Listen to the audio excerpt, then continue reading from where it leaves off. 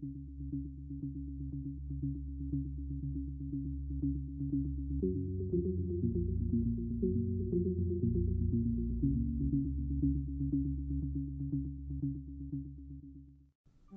guys, it's Nova, and welcome back to Cupid. Last episode, I gotta say, was pretty interesting. We, entered some not safe for work territory, but thankfully it wasn't actually as bad as I thought it was going to be. I actually had to check to even see if I had the, filter activated in the game, which is not, so that's interesting to know. I'm wondering now, too, if once the filter is on for this game, like if it just bypasses the whole scene, or if it just, like the pictures that were used in the last episode, like, they could have been a lot worse. I've seen some visual novels that could have been a lot more graphic. So, part of me wonders if that's basically as explicit as the game is going to get, and it's just, going to be mostly verbal, in a sense, or if actually the pictures are going to be a lot more detailed. But I guess we'll find out. In any event, we must be back in the present time because Rosa is not wearing the same clothes as she was when Catherine was in her bedroom. And not to mention that it says that Rosa is standing outside of Catherine's room, whereas we already know that in that flashback sequence, Catherine was actually in Galen's room when stuff went down. So, alright, let's get this started. Rosa stood in front of the door to Catherine's room, her hand raised to knock, but she didn't move. Doubt was creeping into her mind like a spider crawling on a wall.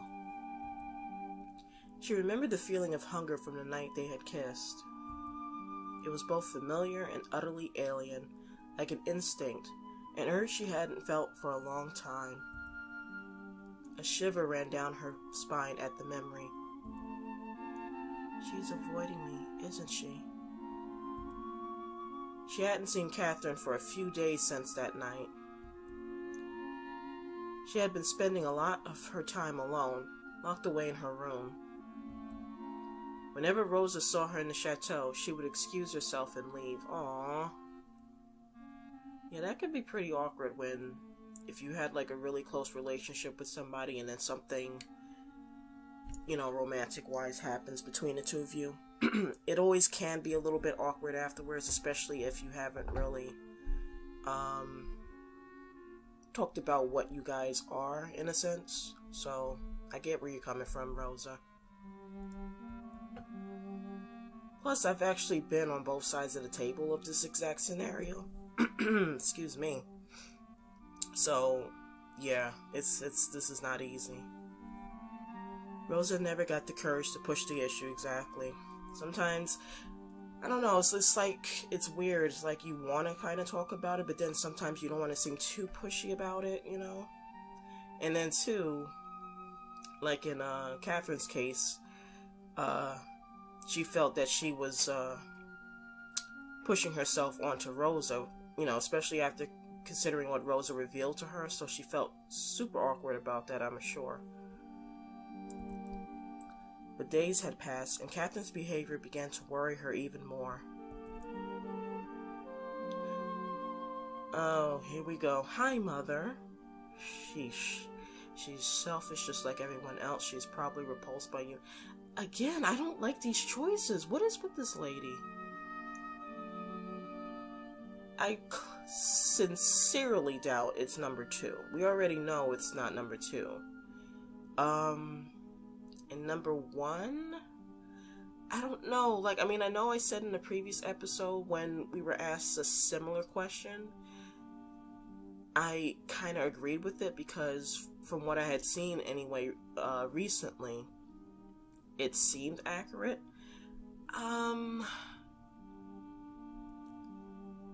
Again, and then she lumps everybody into the same boat, just like everyone else. Everyone is not necessarily selfish,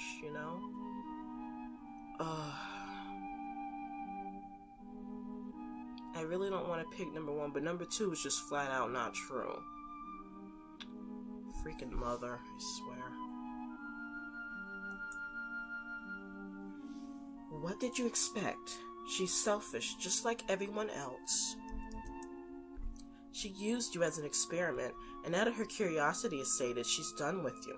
Well, fuck, mother. Oh, I hate this woman with the passion of 1,000 burning suns. Oh, she's so toxic. It's so... You don't matter to her. You probably never did. Which is a good thing, darling.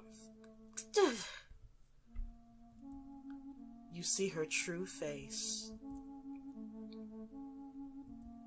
No matter.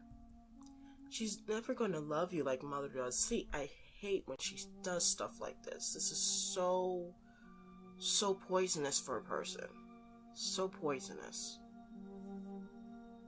Again, if you're a parent or guardian or loved one and you see that, you know, your well, no, not really significant other, but, you know, if you have like a child or a relative that you really care about and they're pursuing somebody else, you shouldn't say things or do things in such a way that it will jeopardize the relationship so that they basically have no one else but you. You know, that's just not good. Not good, guys. And then saying shit like this doesn't help the matter either, at all. Like all the others, she's going to leave you in the end, and then you're all alone. For fuck's sake, I hate this woman so much. Only Mother will stay with you forever and love you. So be a good child and listen to what I tell you. Can we not?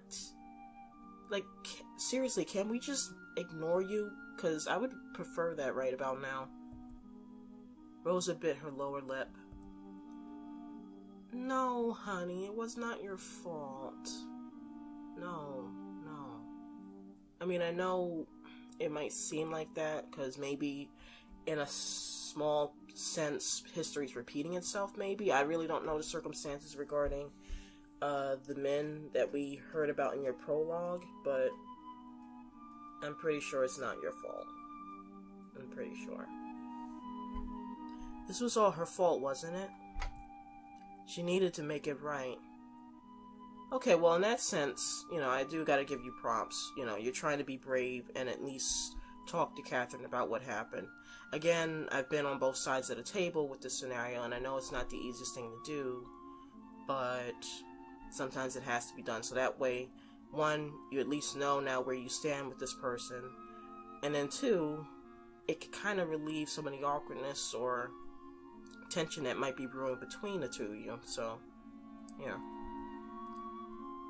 Yes, exactly. If Rosa talked to her properly, she was sure they would come to an understanding. Exactly. She had to explain to her. What exactly? They had both been drunk and the kisses didn't mean anything? Oh, I see. Her stomach churned at this thought. In the end, it didn't matter what Rosa wanted. Catherine obviously regretted what had happened. She didn't want to lose her friend because of too much wine. Rosa gently knocked on Catherine's door. Catherine, may I come in? Please, Catherine, I'm sorry for the mess, but can we talk? Rosa waited for an answer. None came.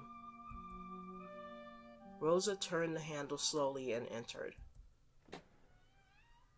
Oh dear. Oh dear. Usually, Catherine's room was brightly lit. The windows let in a fresh breeze, often carrying the sweet smell of flowers in spring. Right now, however, the curtains were drawn close. The few candles burning on the desk wasn't enough to banish the darkness completely. Oh dear. The air hung heavy in the room. Catherine didn't turn around when the door opened. She just stood there, unmoving, in front of a wall. Oh dear. The sounds of something scratching along a rough surface filled the air. You know, I gotta say, I'm genuinely creeped out right now. I'm kind of glad I'm doing this when the sun is out, because if I had done this like super early in the morning, I don't know. This, ooh. Like, please don't be a jump scare. That's all I'm asking right now. I don't think I can handle that right now.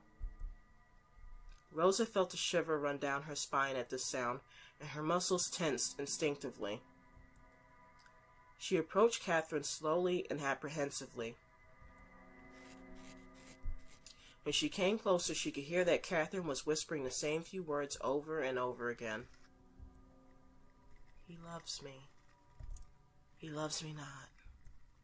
Catherine giggled. Oh, boy. Oh, dear. He loves me. He loves me not. Catherine, are you all right? Rosa stepped next to Catherine and peered at her outstretched hand. Oh, my God. Are you doing that to your hand? In the dim light, it took a moment for her to make sense of what she saw. Oh, no. Catherine, no. God damn it, Galene. What did you do? Catherine was scratching at the wall. Oh, no. I just remember, too, like was it the last episode or the episode before that? When Catherine was talking about how, like, she, to some extent, ugh. I'm sorry, like, I can't even talk right now because this is upsetting me a bit. She was talking about her fingers and how, like, when she was young, she used to have this nervous tic where she would put her fingers in her mouth and, like, bite her nails.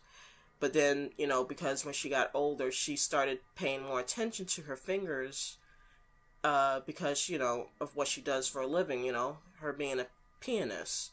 So the fact that her fingers are all jacked up like this and she doesn't seem to care shows how far she's gone. You know, she's gone cuckoo for Cocoa Puffs, for lack of a better word, but Cocoa Puffs replaced that with Galeem. Man, this is so messed up. The damage she had done to the wall was nothing compared to what she had done to her fingers. God, I can't even imagine. Like, if she was in her right mind, like, how painful that must feel. Like, oh, goodness. I can't even.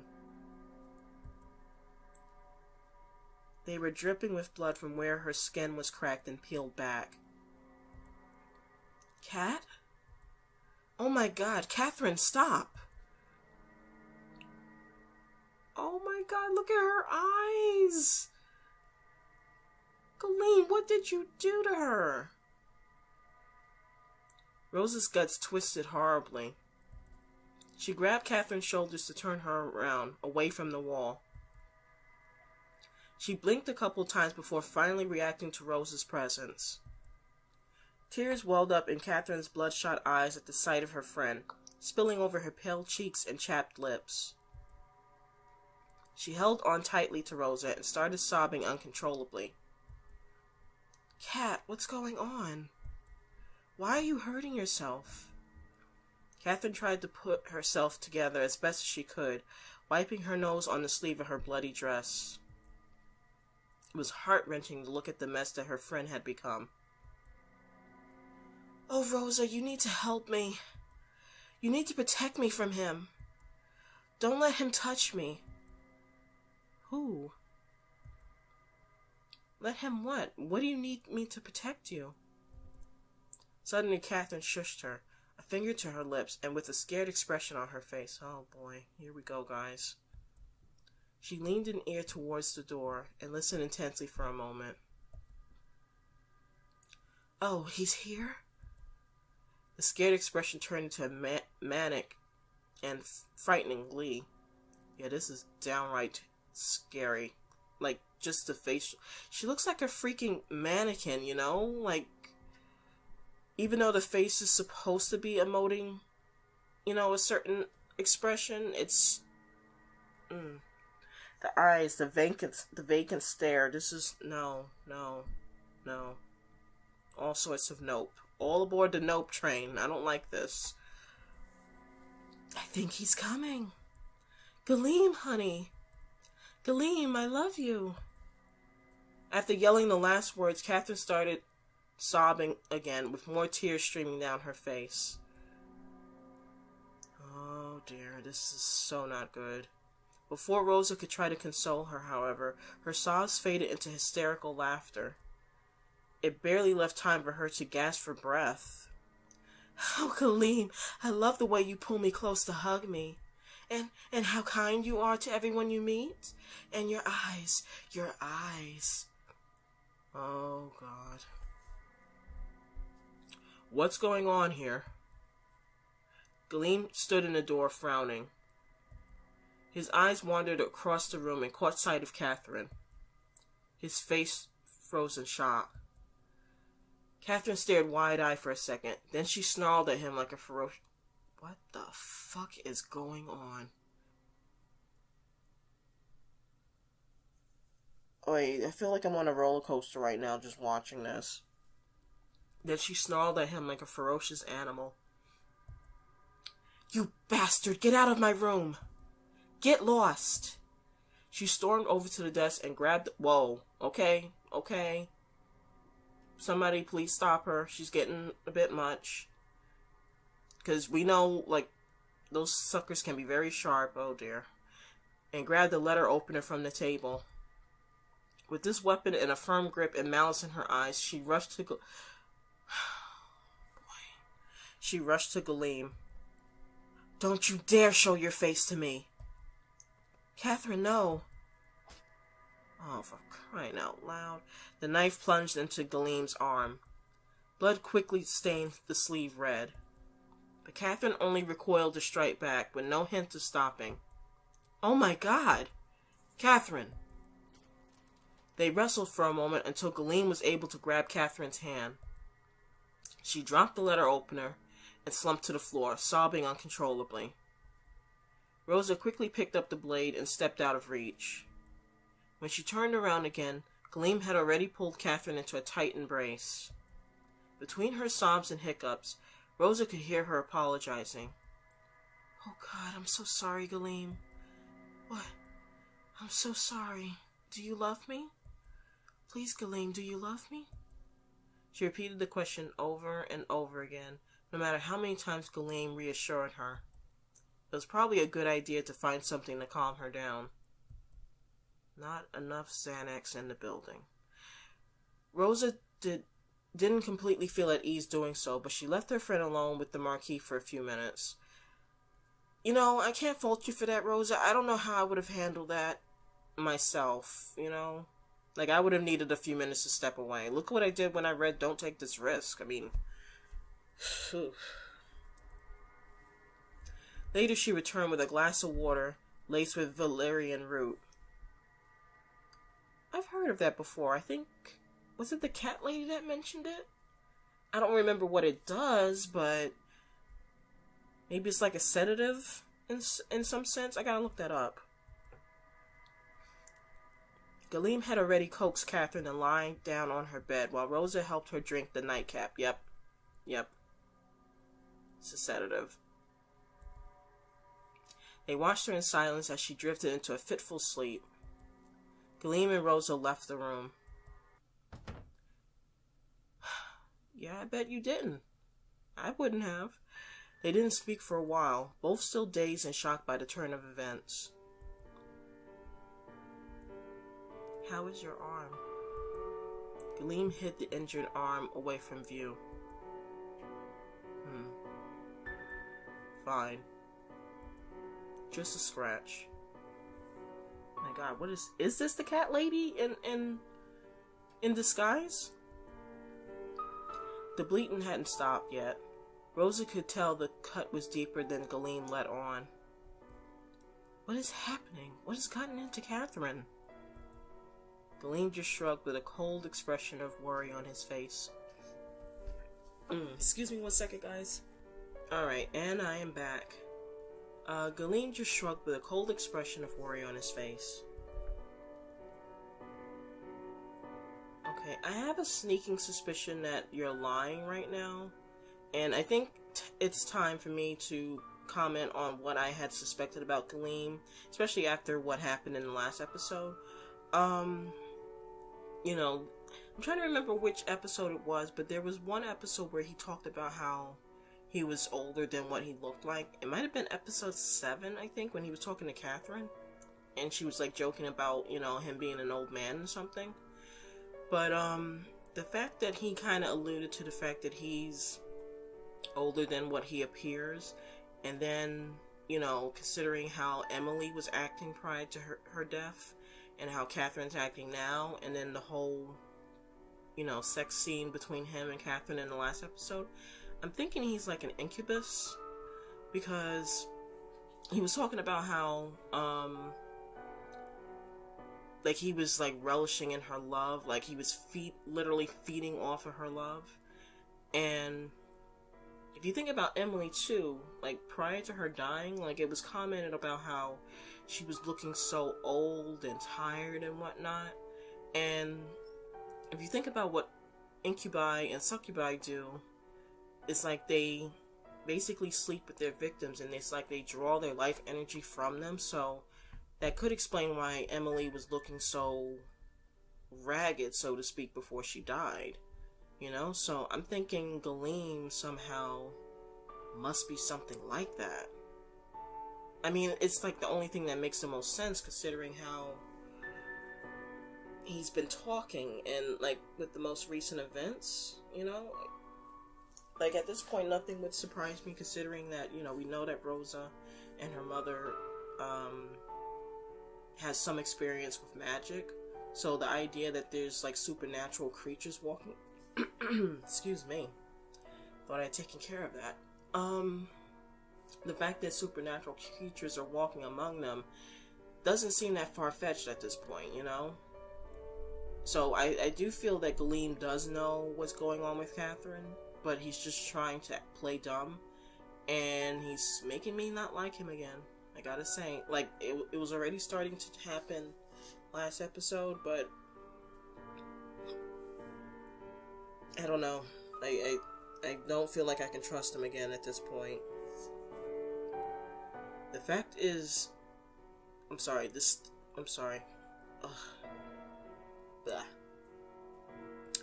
I wish I knew Rosa.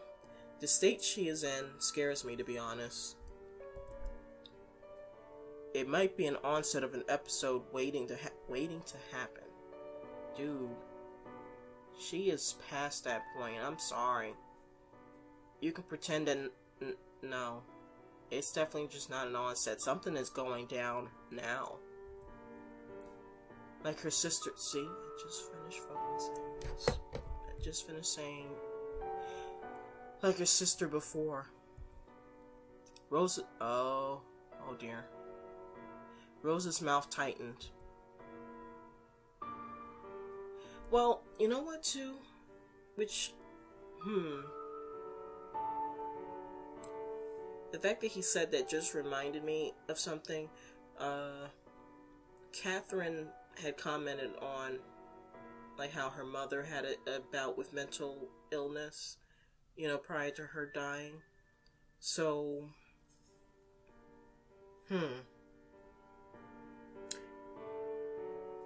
like, I don't want to let Galeem off the hook yet. I still feel like he has something to contribute to Catherine's current state of mind and Emily's state of mind, you know, before she passed on.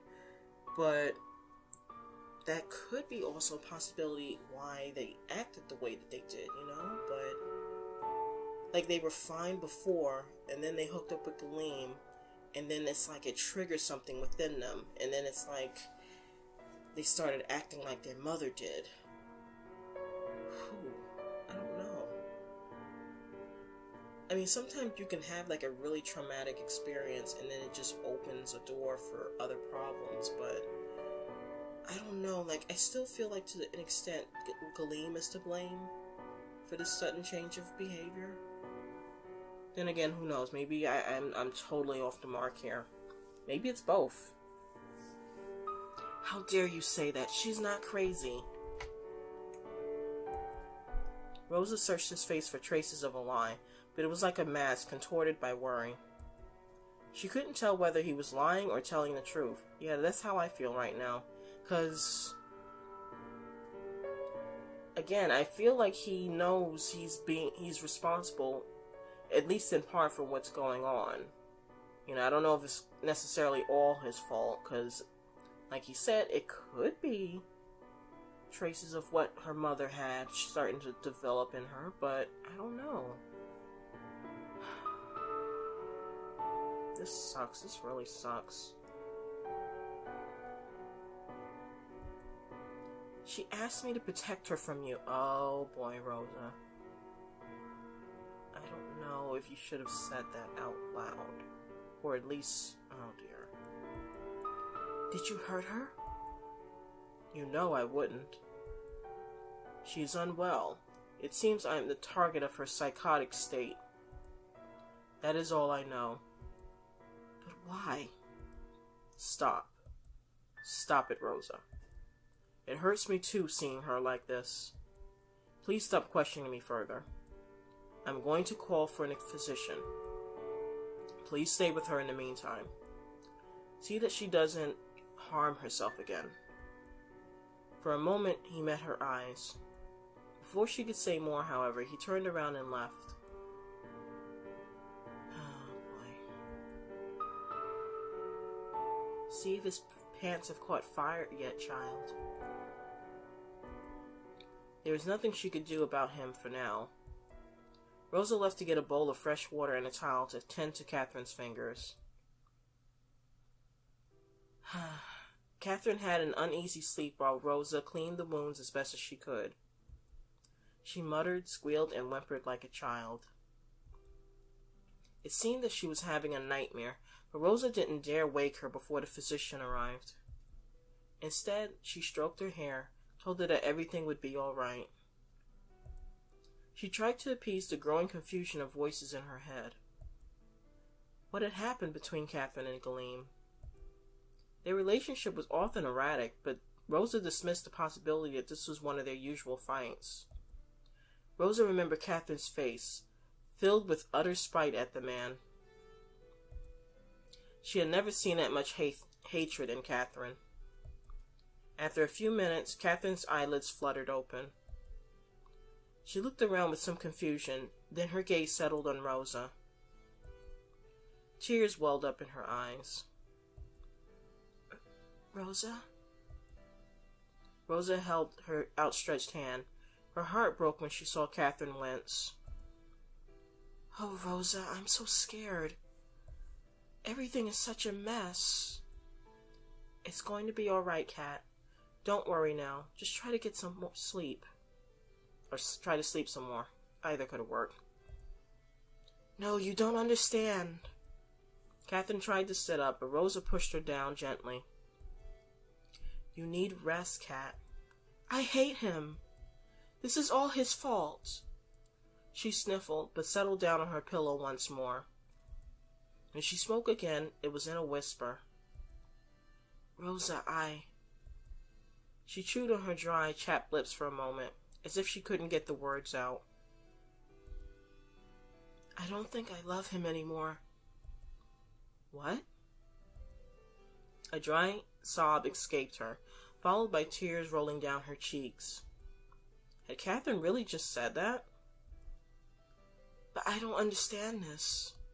When I think of him, Her voice cracked. She shuddered under the blanket like an ill breeze had just sprung up in the room. It's like bugs are crawling under my skin. I can't bear to look at him anymore. I just can't. I can't even say his name. Why? Do you remember when exactly you started feeling this way? That night. Rosa winced.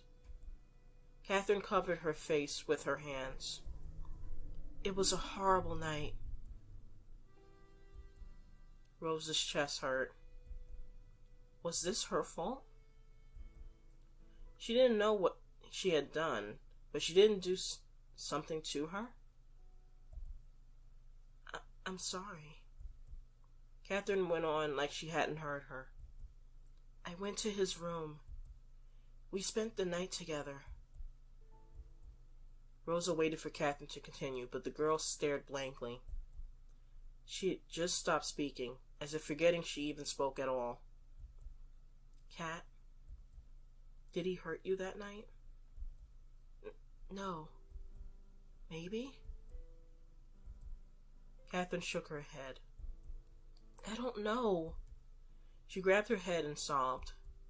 The grip on Rosa's heart tightened. How can this be? Her eyes drowned in tears. I love him, Rosa, don't I? I remember everything. I love him. I know I do. I'm sure I do. But I hate him too, to the very core. I want to hurt him and punish him. For something. I want to snuff out the breath from his throat. But sometimes Catherine's eyes went blank. I just don't care for him at all. Sometimes I feel nothing. Nothing at all. And that scares me more. She laid on the bed, quiet now, letting the tears flow out of her eyes without wiping them. I'm going mad, Rosa. Catherine. I am, aren't I? Like my sister? Like my mother? It runs in our blood. They said I am Wow, that English, though. They said I am a child of a mad woman. They said I am going to turn out exactly like her. Rosa stroked her hair and tried her best to soothe her, saying that everything would be all right. They were empty words, but she didn't know what else to say. She wanted them to be true so badly, for her friend's sake as well as her own. I legit don't know right now, to be honest, game. I really don't know. Was Galeem really the cause of Catherine's confusion and pain? Pangs of guilt pricked her like tiny needles. Or was this her fault? Rubbish, you fool. This is all his fault. I can feel it. We must get to the bottom of this. Yes, Mother.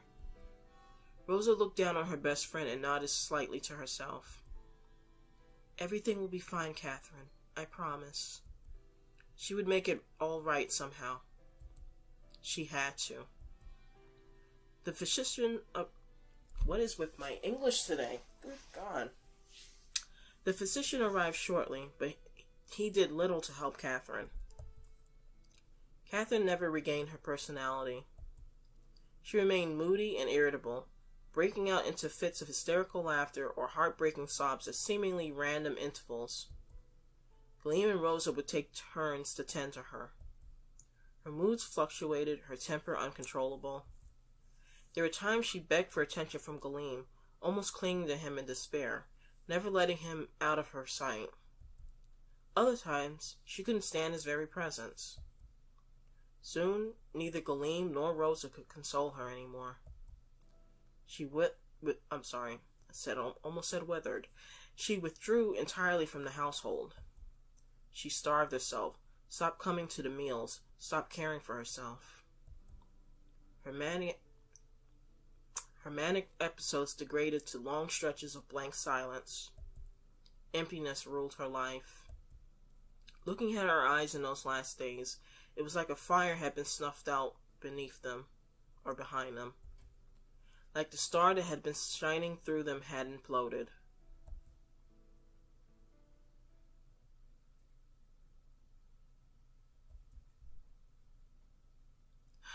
Chapter 5.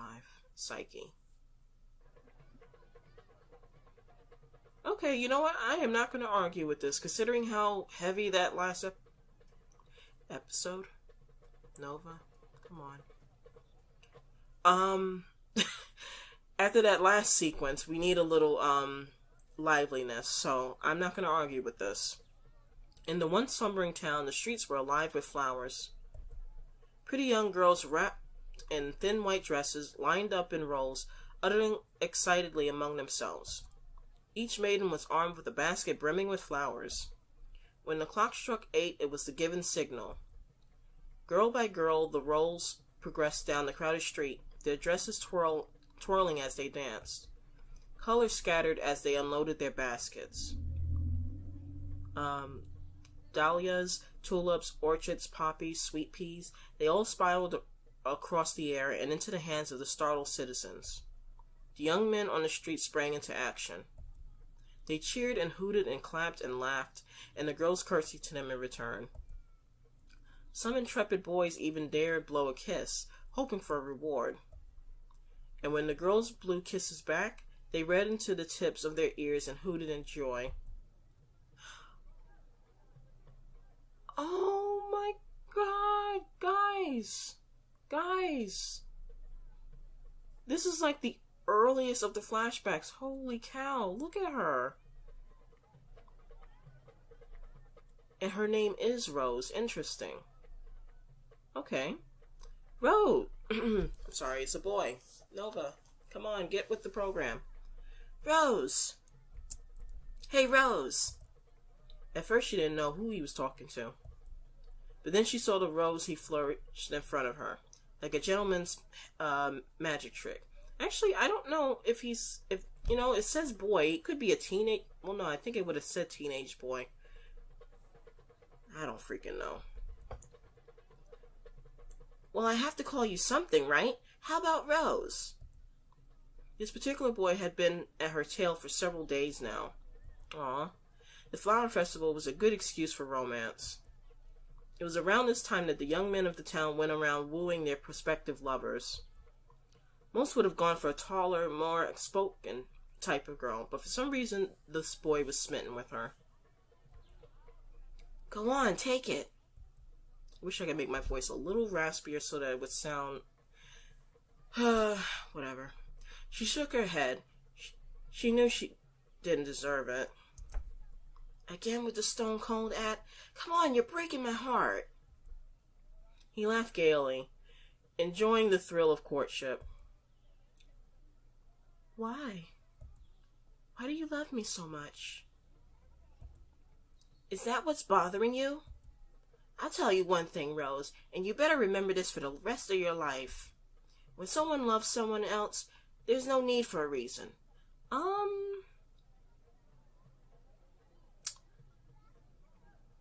Not really. I mean, I get what he's trying to say in a sense, but like, you don't get to choose who you fall in love with, but there is like a reason you fall in love with that person. Like maybe it was their personality, something maybe they did, their looks. Like there has to be a reason,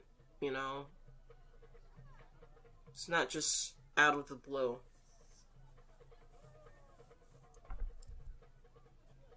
I just love you, Rose. Won't you at least smile at me?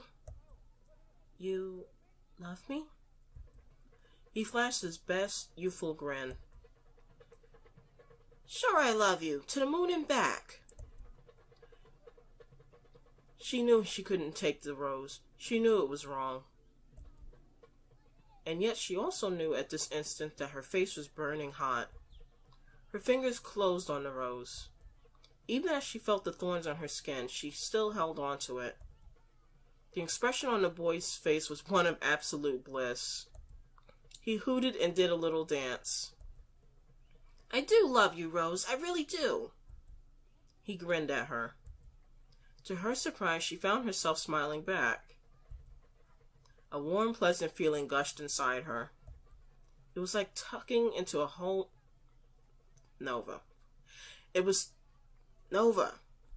like tucking into a hot, home-cooked meal.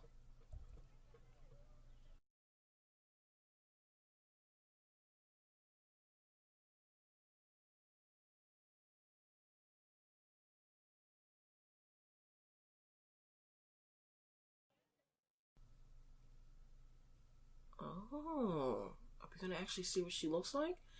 Mother, I'm home. Nowadays, she and her mother lived in a quiet cottage, far away from the main streets. The joy and exuberance of the flower festival had long since faded away now, leaving her with the stillness of the lonely house. Mother, are you home? There was no answer, not even a sound. Usually her mother would have heard the door open by now. She would run up and plaster her with hugs and kisses. Now, however, the unnerving silence meant one of two things. One, Mother was not here, which wasn't possible because she was always here.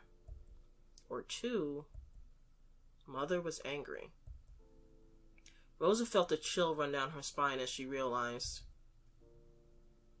Was it possible? See, oh my goodness.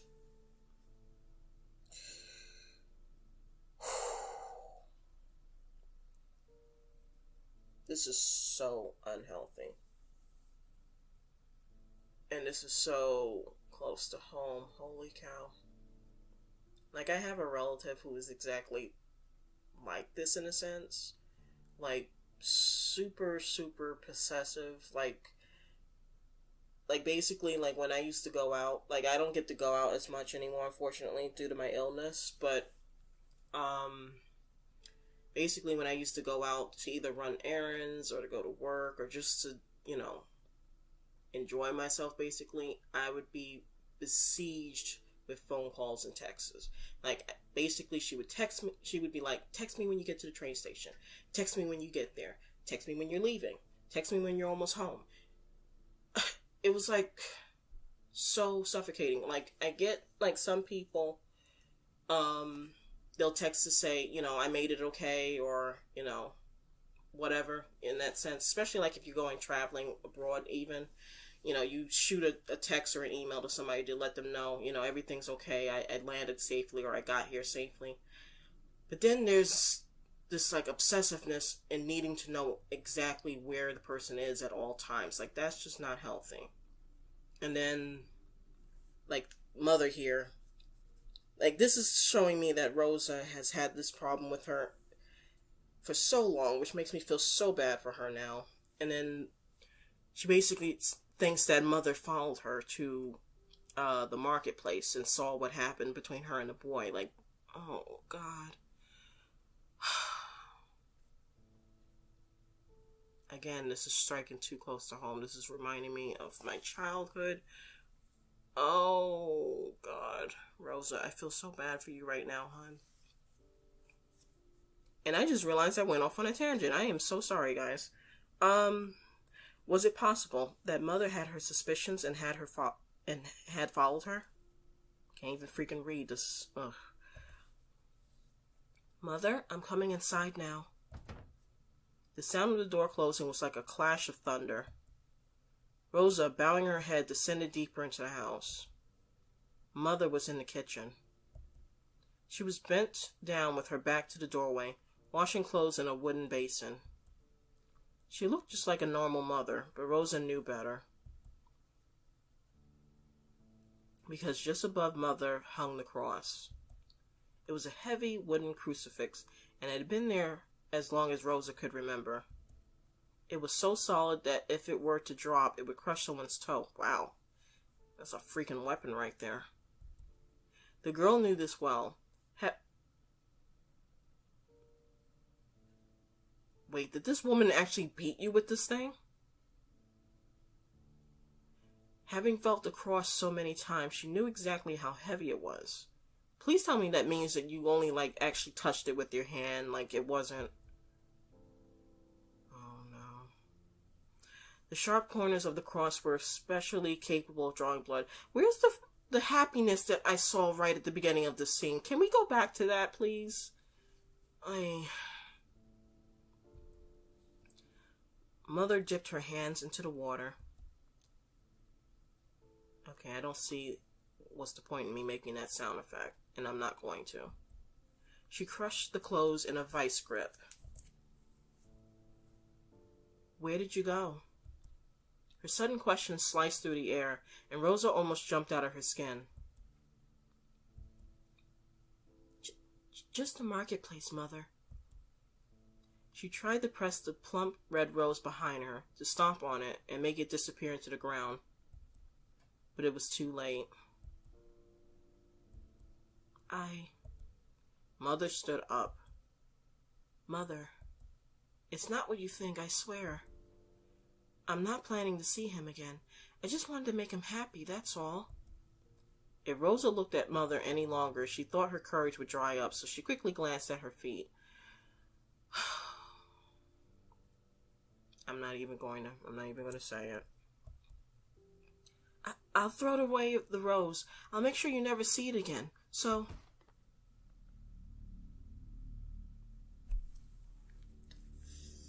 Fuck this, Mother. Fuck this game. What the actual fuck? This is so uncalled for. This is... Ooh.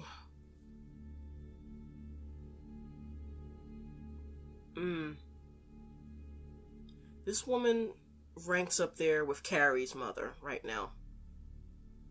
And considering that I'm pretty sure that she's dead, in the current timeline, I don't feel the least bit sorry for her. I really don't. I really absolutely don't. Like, I'm not one of these type of people.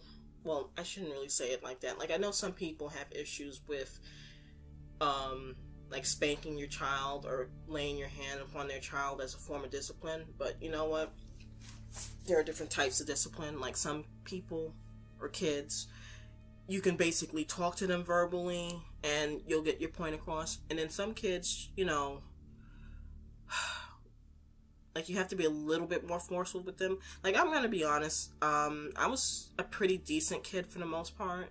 Like, there were a couple times when I was a little rebellious and, all I needed was, like, a look from my grandmother and I basically stopped what I was doing. And then on some very rare occasions, I acted out so much that I needed to be spanked. But it was never, like, freaking abuse. Like, it was usually, like, just a swat on the butt, and that was enough for me to stop what I was doing. Not freaking bitch slap across the face. And now, it looks like her face is even bloody now. This is so uncalled for. And then the fact that she's... Which I never actually thought of this before. The fact that it's kind of alluding that the mother is religious. This only makes it worse. Like, kids that come from religious households, like, they get this really bad impression about religion, I think, because of this. Because the parents are, like, such fanatics or whatnot that it just totally puts them off from whatever faith that they come from, And that's not good. Like, I'm not even really a religious person anymore myself, but it really sucks when your parent acts in such a way that it totally turns off your child from, I don't know. This is just, I'm just still so pissed at what I'm seeing right now. Like, I can't even really formulate proper sentences. Rosa, I feel so bad for you, hon. I feel so bad for you. The blow came so fast she never expected it. Suddenly, she was on her knees, her skull throbbing in pain. She looked up just in time to see Mother raise the cross another time. Seriously, why? I would, like, I'm not condoning this at all, because there's a difference between disciplining your child and just being cruel or straight up bitch. This is clearly the latter. And the fact that you're using an item that's super heavy and sharp that could...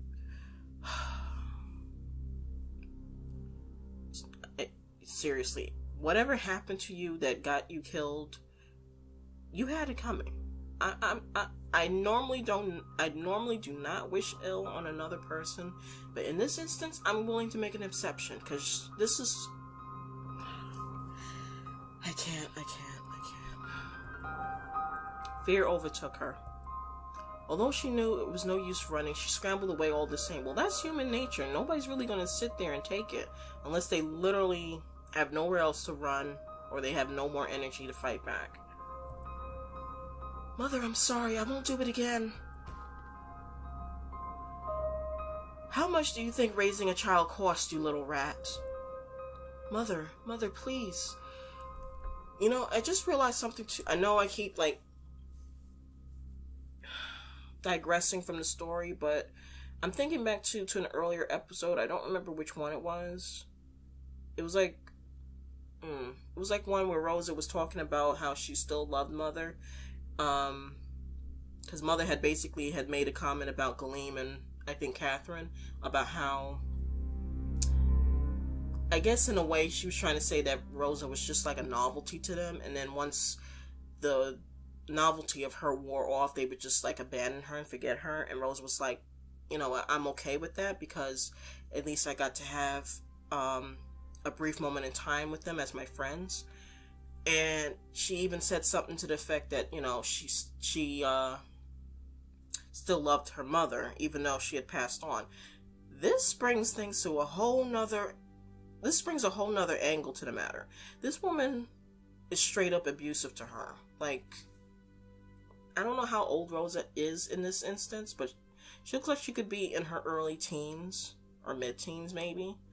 And actually no, in the prologue she looked like she could have been about 15 or 16, so she looked like she could have been maybe in her early teens, or maybe even like at the youngest, maybe even 12 years old. Like, she was super young here.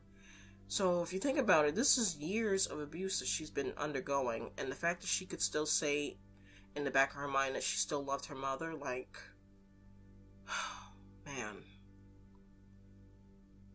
I know some people would call Rosa stupid for this, but I just have admiration for her, because to actually still feel something for a parent who treated you like utter garbage, that's something. That's really something, I gotta say.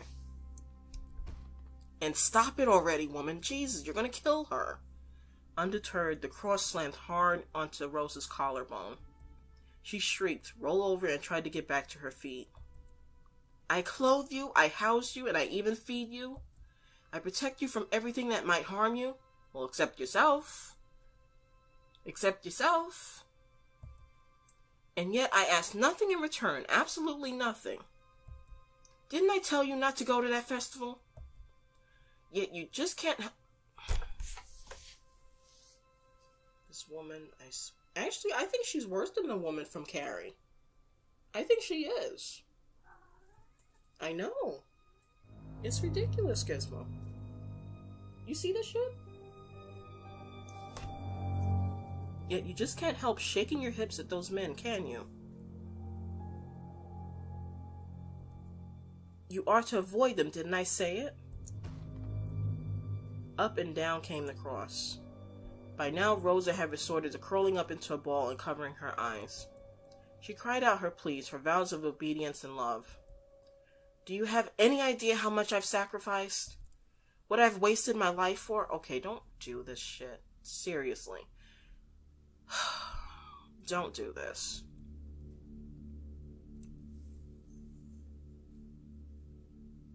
All of my hate. All of it. To be stuck with a stupid child who doesn't know how to listen. I have told you time and again, do not disobey me. Mother, I should have... Holy fucking shit. This woman... Oh.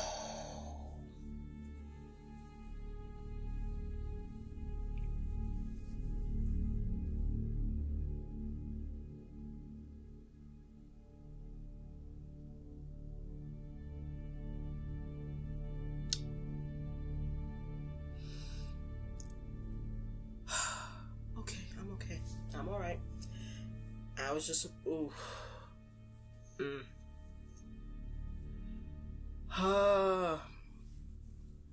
Yeah, I was about to lose it just now.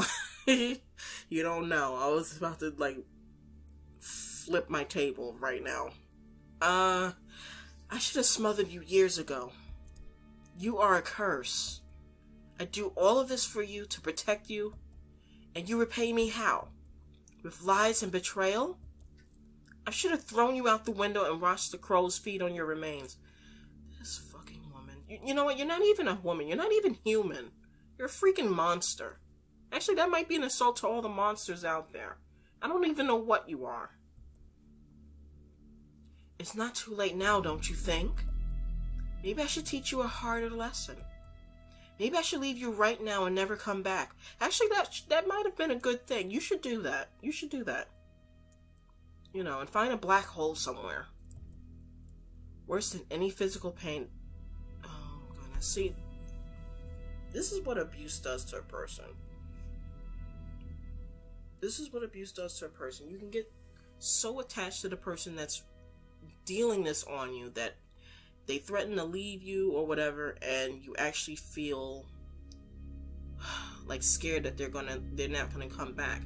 And considering how bad she's being treated, oh my goodness, I can't. Rosa, I'm so sorry. For anyone who's grown up in an abusive household, I am so sorry. For anyone who's been in an abusive relationship, I am so sorry. Oh, this is so... I can't. Worse than any physical pain, the girl felt a despair so big it made her heart burst.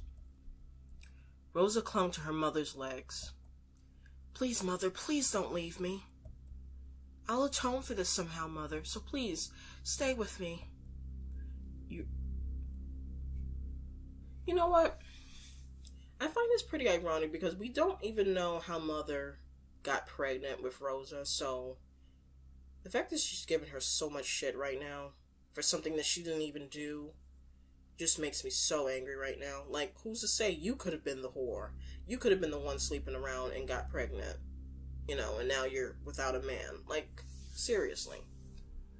I freaking hate this. I hate this. I hate this woman. I hate this woman. You're beyond atonement. You degenerate whore. Enough with the... With one final strike, Mother sent her spinning to the ground. The cross had hit her face. Rosa tried to open her eyes and felt something warm trickle down her face. She laid on the floor crying. Her tears mixed with the blood, and she wondered if Mother really was going to walk out of the house. At this point, Rosa, it would be a blessing. A freaking godsend. She could still hear Mother's footsteps, feet thudding near her head. At first they were hard and fast, then slow and hesitant. At some point in time, Rosa realized that the blows had stopped. She dared not raise her head from the floor, so she waited. Something touched her head. Oh, this fucking woman, she is so toxic. It wasn't a cross, but a soft, warm hand.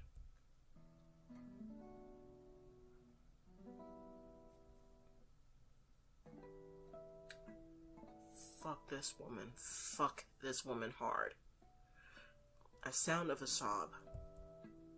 Darling? I'm so... No. Nothing you can say would make me... No.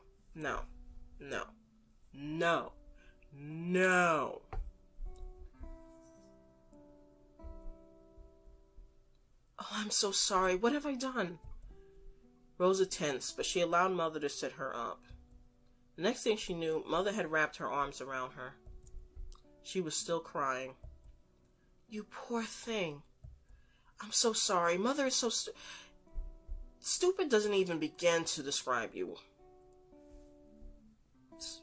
Yeah. Her tears were genuine and mournful. What the fuck? Her tears were genuine and mournful. The sorrow in her eyes hurt 1,000,000 times more than any blow.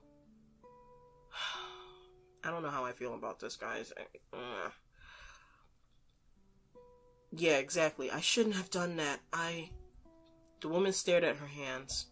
She dropped the cross as if it were spoiled meat. The girl let her mother hug her. It was her fault and... It was her fault anyway. She had disobeyed Mother. She deserved the punishment. Even if you deserve punishment, she could have done this an entirely different way. Like, I just read, actually, yesterday, there was, was it on Facebook or Twitter? About this father. He basically got locked up because, he basically choked his daughter, and the daughter called the police on him. But the reason why he choked his daughter was because he caught her sending nudes to someone. You know, she was young, you know. So, you know, some people, it was like when I was, you know what, it was Facebook. It was Facebook. Because I was reading the comments, and, like, it was sad to see that the comment section was split. Like, you had some people who were like, if that was my daughter, I would have did the same. You know, she had no business sending nudes, and, you know, she's not even an adult, you know, blah, blah, blah. And then you had some people who were like, well, I would feel sorry to be your kid if you think that that's acceptable. You know, you should never lay your hands on a child. And again, you know, I know people are brought up differently. Some people react differently to different types of discipline. It's one thing to spank your child, all right? It's one thing to spank your child. And I feel that that's acceptable. Sometimes you need to do a little pop. Some kids are very stubborn, and you need to use something that's a little more impactful, for lack of a better word, to get your point across. But then when you start slapping your kid and beating your kid to the point that they're bloodied, or in this case with the father, when you choke them, that's not acceptable. Like, I get where he's coming from. If I had a daughter who was sending nudes to whoever, you know, whether it was somebody her own age or an adult, I would have been pissed too, but I would have at least tried to calm down enough so that I wouldn't do something like that, you know?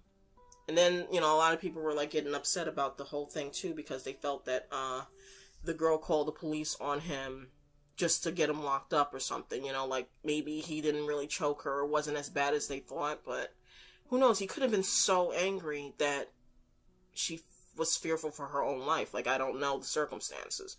And, like, looking at what happened with Rosa, you know, she's saying that she disobeyed the mother, she deserved a punishment. Okay, maybe she, you know, like, I guess she clearly was told not to go to the market, and she went to the market anyway. So, okay, she disobeyed mother in that sense. Okay, she deserved punishment for disobeying her parent. But she did not deserve getting beaten to a bloody pulp. She did not. I don't freaking care what anyone says. That was not acceptable under any circumstance. And then the fact that she's sitting here, like, pleading with her to forgive her.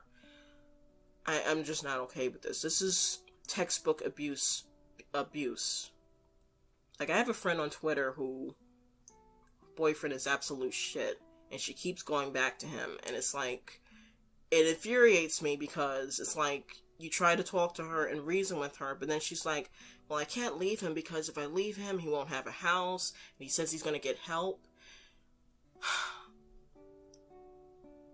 You don't want to keep running back to the person or shielding that person from their... I freaking can't. I can't right now.